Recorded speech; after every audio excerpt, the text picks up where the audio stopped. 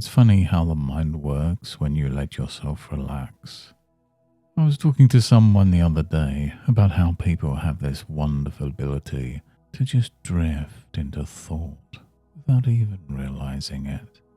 Like when you're staring out of a window, watching the leaves sway gently back and forth, almost rhythmically, and suddenly time feels different, doesn't it? Moments seems to stretch and blur together, and you just notice how effortless it is to breathe, to let go, to just be. And as you notice that, you might begin to feel the weight of your body shift.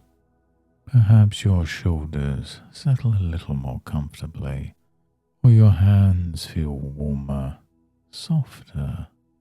And that's when you realize how easy it is to simply listen, to follow a thought without needing to guide it, like a feather floating on the breeze, carried wherever it needs to go. And there's something soothing about old stories, isn't there? Like the tale of a young traveller who once came across a fork in the road. This traveller wasn't in a rush. They were just wandering. Yet when they stood at the crossroads, something curious happened. They found themselves drawn, not by the signs or the paths themselves, but by the way the wind seemed to whisper through the trees.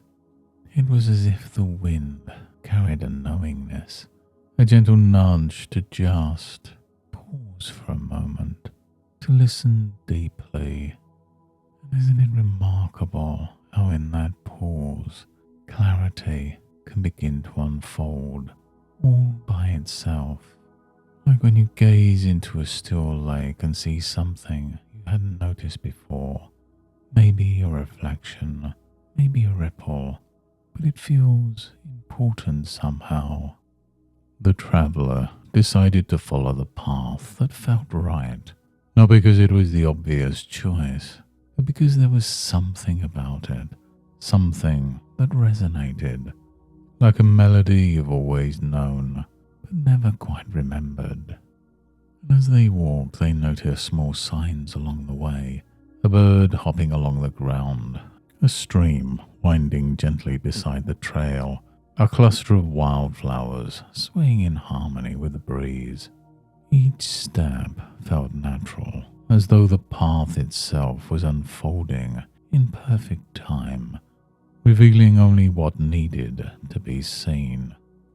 And isn't it interesting how sometimes decisions don't need to be made so much as discovered, as though the answer has been there all along, just waiting for you to slow down, to notice. The traveller reached a clearing where the path split again. This time they didn't hesitate. They paused, took a breath, and simply knew. Not because they figured it out, but because the feeling was unmistakable.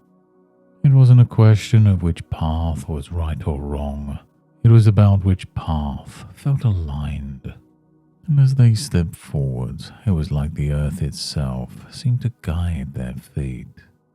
Isn't it fascinating how the mind can work in this way?